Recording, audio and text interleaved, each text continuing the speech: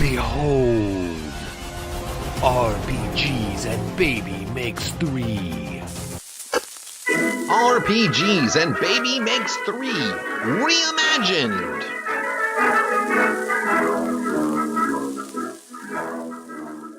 So Gretchen, how was your lunch?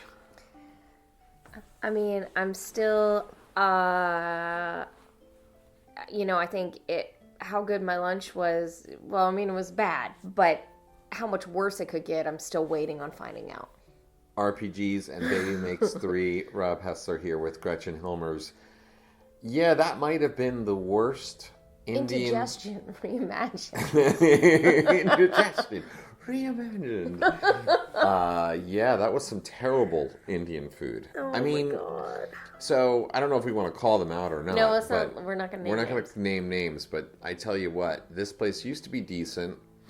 Mm-hmm. Not great, but decent. Decent. And they especially had for Savannah. Yeah, and they had a lunch buffet, yeah. Which is what we were expecting to get today, but there was no buffet.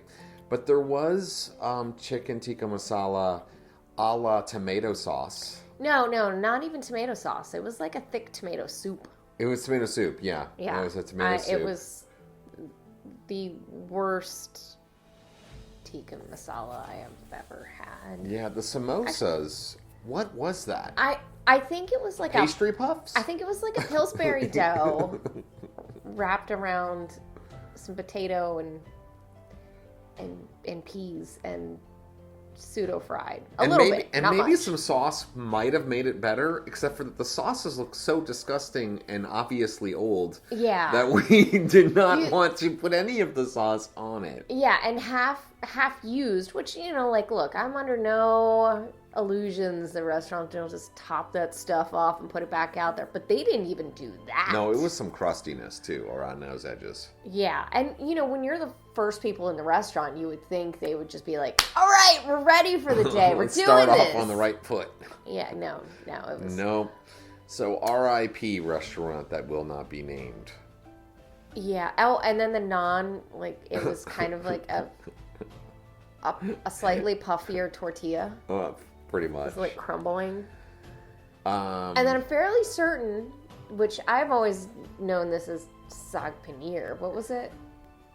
Yeah, I don't remember what they called it. They called it something different, which they didn't before, but I don't know. I might have tasted dirt at one point. I'm not sure. And then dirt. I don't know, but and then the women's bathroom. We talked about this. The toilet paper was not in the toilet roll dispenser, and it definitely had been wet at some point. And thank goodness, what is in your cup? Speaking of tasting like dirt, I'm pretty sure this cup was used for dirt. That one that Gretchen just gave me, I was going to be drinking some sparkling water out of. It's sparkling water, dirt flavored sparkling water. I'm not the one that lets them take the cups outside, man. Okay. So, needless to say, we will not be returning to this restaurant. But at least it was cheap, right? No, it was actually really expensive. It was like $18 for each dish. 7 pieces of very dry chicken chunks and the tomato soup, it was like $17. Uh-huh. And then the, 5 pieces of paneer in spinach was like $16. And then the garlic tortilla naan. Oh my God, it was so bad. But that place always has on great Bollywood videos. So That's true. The Bollywood videos were the highlight of it. But let me have a sip of my sparkling water. All right, let's go ahead and roll for initiative. All right, so disgusting lunches aside, we actually have played a little bit. We played another session of Xena. Yeah, that was fun. Xena. Yeah. I don't understand why this game is fun. It's a terrible game, but I am really... It's so broken. But I think it's just the people we play with are a lot of fun. And Brian McGregor showed up in full cosplay, leather armor and stuff. Yeah, so dude had literally gone and visited. So we're in Savannah, and Atlanta is about 4 hours away from here, and there's unless you have a 4-year-old, and then and then it's 8 hours. And just keep that in mind, parents with kids, if you're making the trip. But it's a really, well thought of Renaissance Fair. I enjoyed it. It was a little crowded, and from what I understand, that's a bit of a problem there. But anyway, point being is Brian actually visited it with his lovely wife, Jen. Who's the best? Jen is Yeah, the she's best. great. I pale in comparison to her. That's not true. She's awesome. No, you're awesome too. They went to the Renaissance Fair and then drove back. That day they drove back and joined in the game. Now, Brian was wearing that armor. I had joked that he wore it the entire time and drove home in that armor. He probably They didn't drive back same day, did they? They drove back Sunday and played the game with us Sunday afternoon. Well, yeah, but he wasn't at the Ren Fair, then drove home, then came to the game. No, I know, but I was just joking Okay. that he put on his armor. It was very nicely fitted armor. It was good armor. It was seemingly custom tailored armor, or maybe it was just he has lots of. They sized it to him. Yeah, they did do some customization for him. So that was cool. But yeah, we played Hercules and Xena, which we mentioned in the last podcast is like West End Games. It was like the last game they put out before they went bankrupt. So it's D6.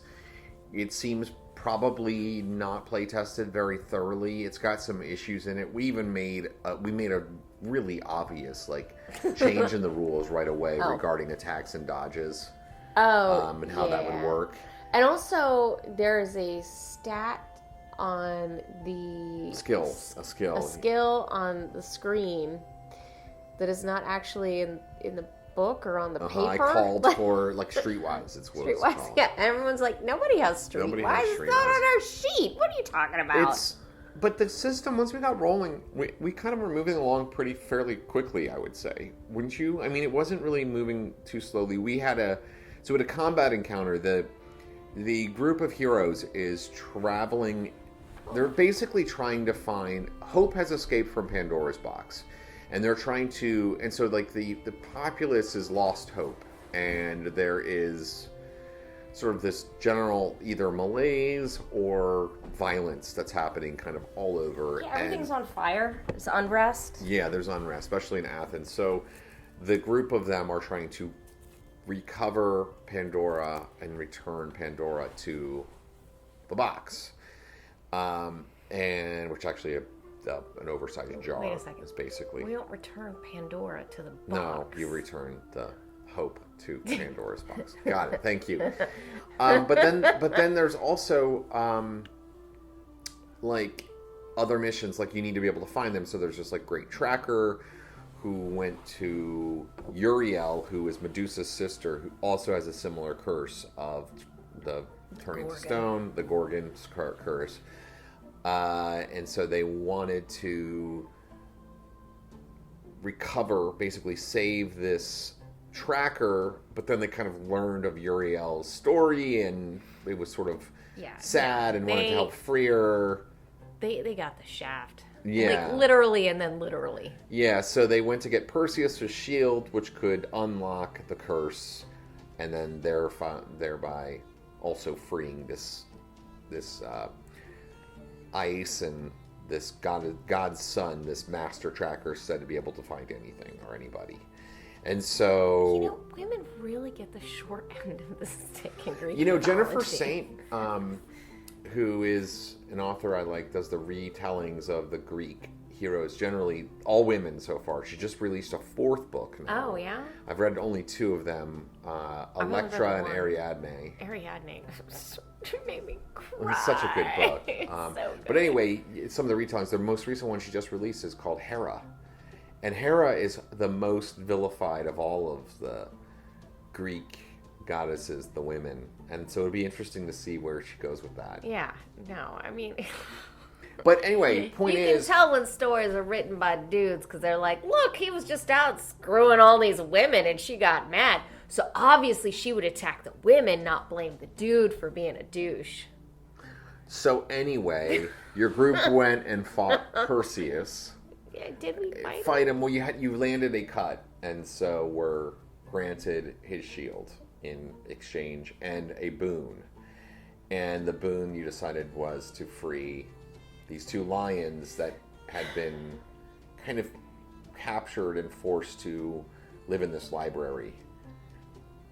But they were like Stone super lions. smart. Yeah, they were like, super smart. Humanoid.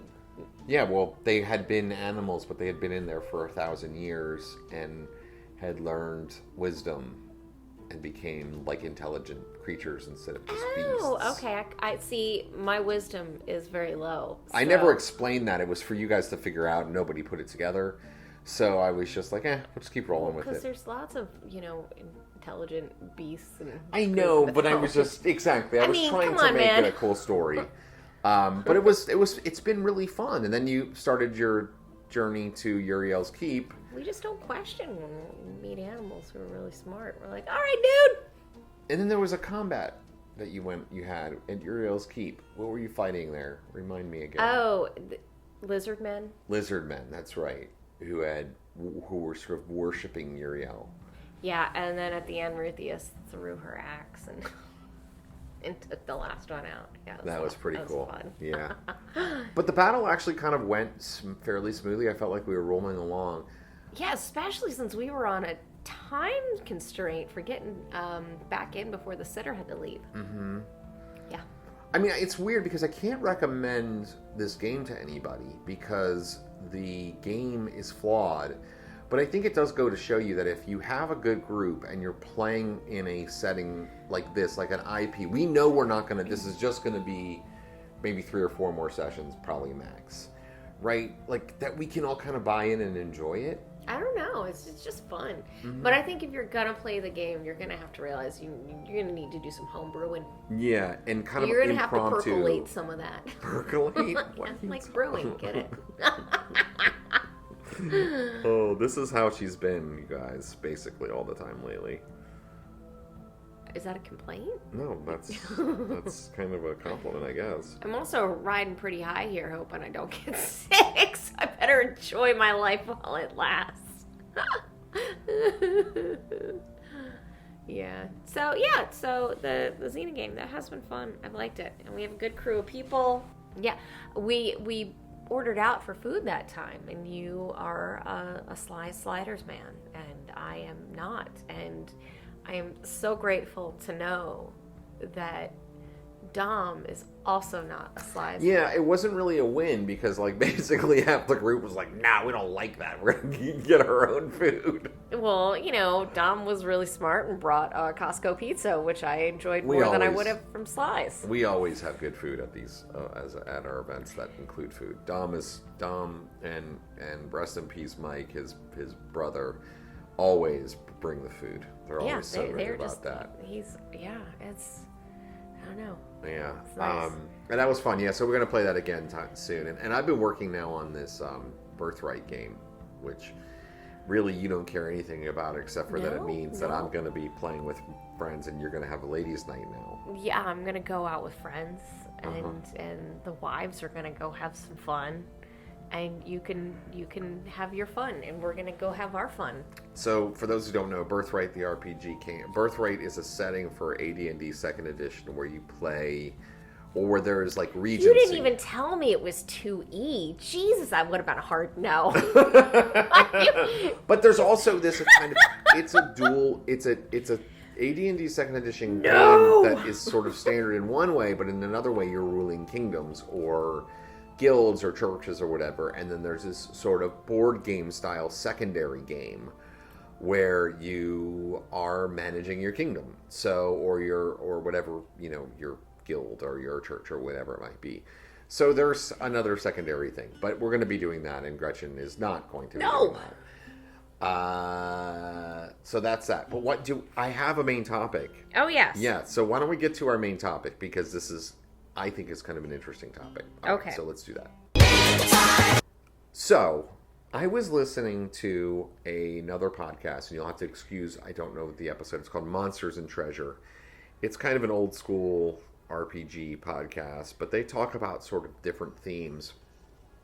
And one of the things that they were talking about in a recent episode, and again, I don't know exactly which episode it was, they presented this scenario, okay, where a player in a game, and it was like a D&D game, wanted to make a give a gift to a king with whom they had a decent to good relationship with, okay, in the game. They wanted to make a gift. And they were going to spend 6 months making this basket that was going to be this, like, decorative basket thing. I don't know what it was, but it was going to be a gift. A basket. Okay. Giving this king this gift. They were going to spend 6 months on it. Okay.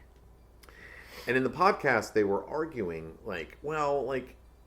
in the fiction, do you even, roll?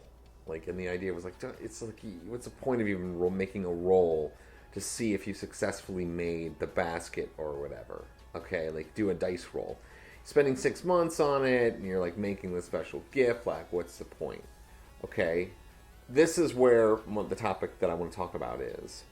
Do you think that there are circumstances in a game when you're playing an RPG where, the players should be able to do something and spend so much time and so much energy that it's the outcome of what they're doing is a guarantee? And I'm not talking about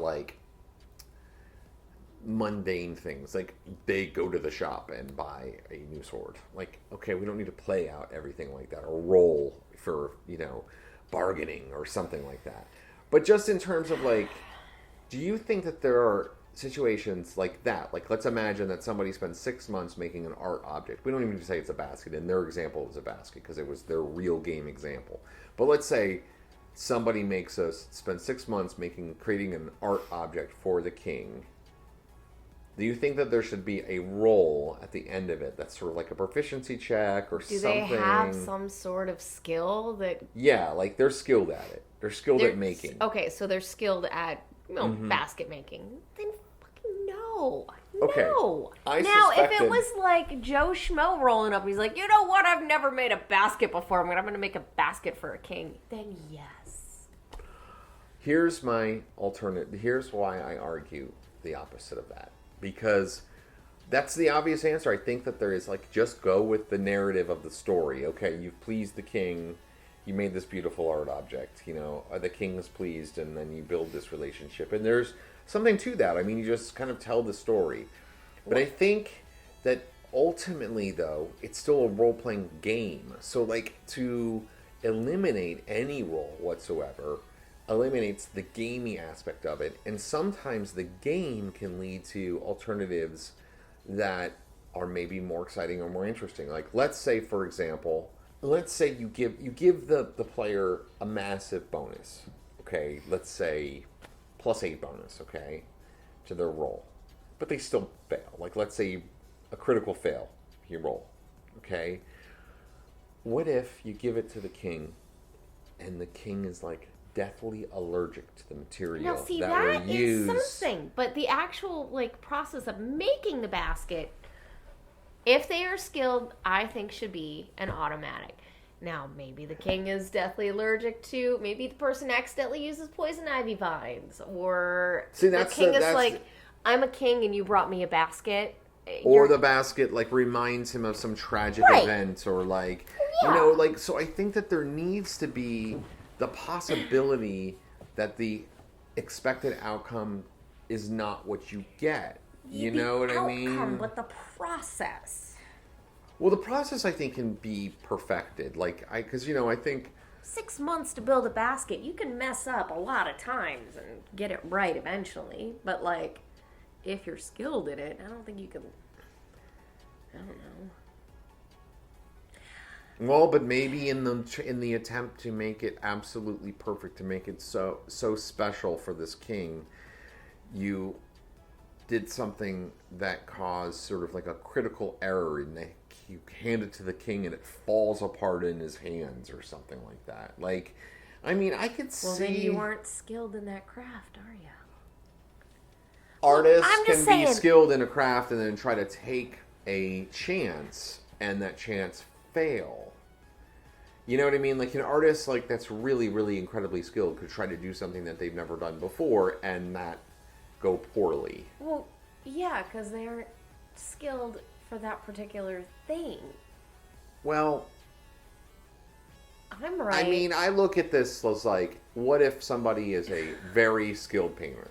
Yeah. Okay, like incredibly skilled painter. Then they get a mural job, and they do a mural, and let's say the mural, they've never done a mural before, but they're they're qualified to attempt a mural. Would you not say? Why don't we call it Brian McGregor now? Mr. Mural. We could talk to him about this. We should ask him. I just think that there are circumstances. I guess maybe not as much in the crafting of it. I mean, I do think if you have 6 months, you can probably pull something off. But yeah, even but I think the outcome, you could have the roll.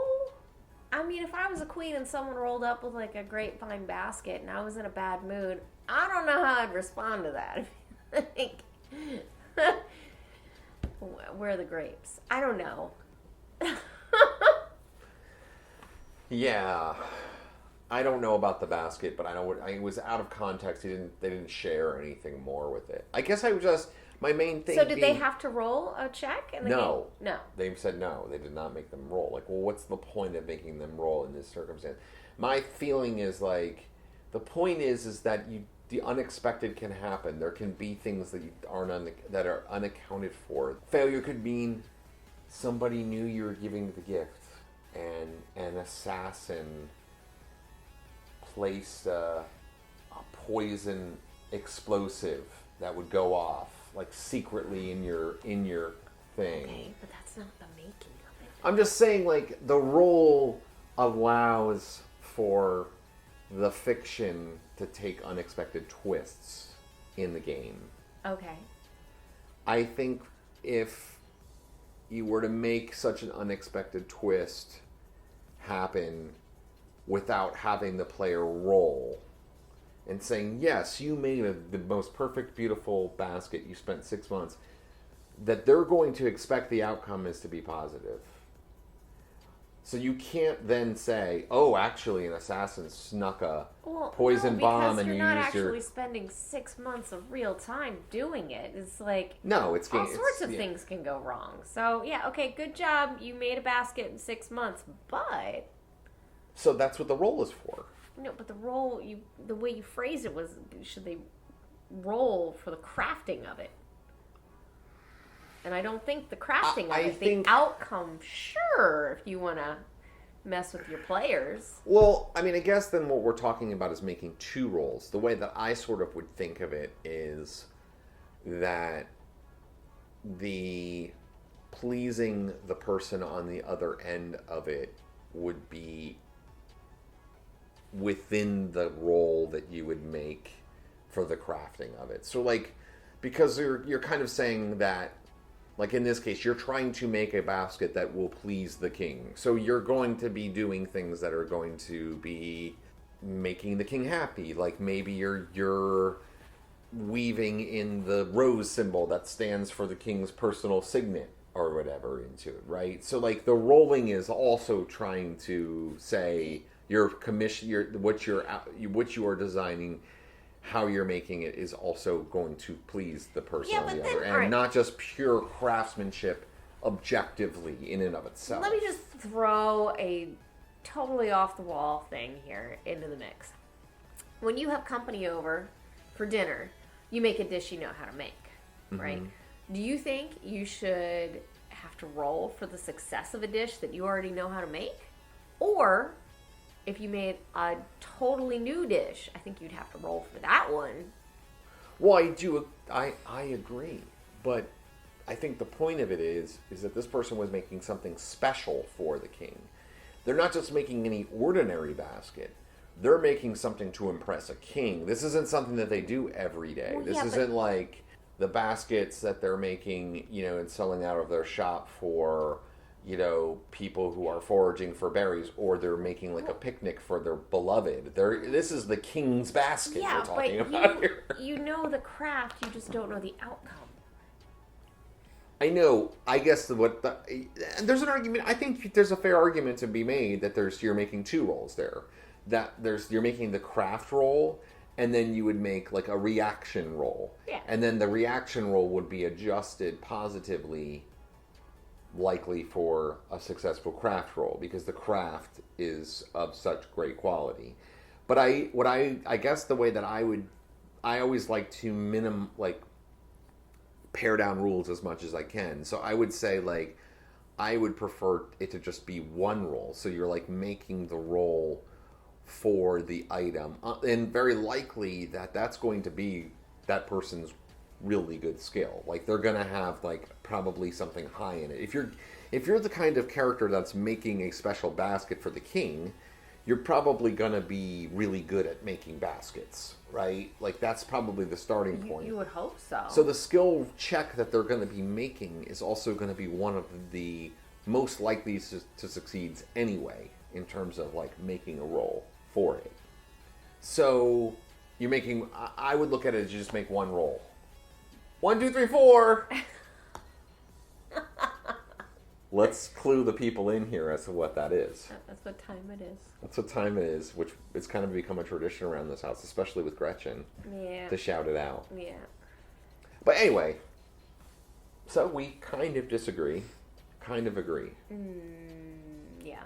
I do think, more than anything though, there is a bit of flexibility here. Like I think that there's times when you kind of let it go. But I do think that, like, to be careful about that. And sometimes it's good to have a role because the unexpected outcomes can be fun, especially if you have good players and a good GM, not one who's going to be like off with their heads. Would you rather have like, okay, what if you fail your basket making, then you can't have whatever outcome's going to happen with a king? Like, I think the king's response is the better role here. Gotta pick and choose. Maybe. There's a good argument for that. I mean, I would let my players make that argument. So, like, if you were the person... I think you would only make your players roll for making a basket if you were in a sassy mood. I probably wouldn't make the players roll for making a basket if they were going to spend 6 months on it, and it was something that they were already skilled at. But what I probably would do is I would make them roll the reaction roll, probably. Yeah, absolutely. I think that... But there is a case to be made on all fronts, I think. I think the case for the craftsmanship is less so when you're talking about spending 6 months on something. Yeah. I think the case for King's reaction, unless you really are good friends with them, you know, like childhood friends, grew up together forever, you know very specifically something that they want, you went and you got this special gem and this special, you know, you have all this stuff, then I would say you're probably going to need to make a reaction roll, right? To see if they like it, or if there's some unexpected outcome, like you made it out of reeds and they have hay fever. All right, let's be done with this topic because we got to get out of here, actually. Yeah. So... And I think we might need to skip the book portion because I can run to the restroom. All right, so we're not going to talk about books. Let's just get out of here, guys. Bye. No. Take care, y'all. There we go.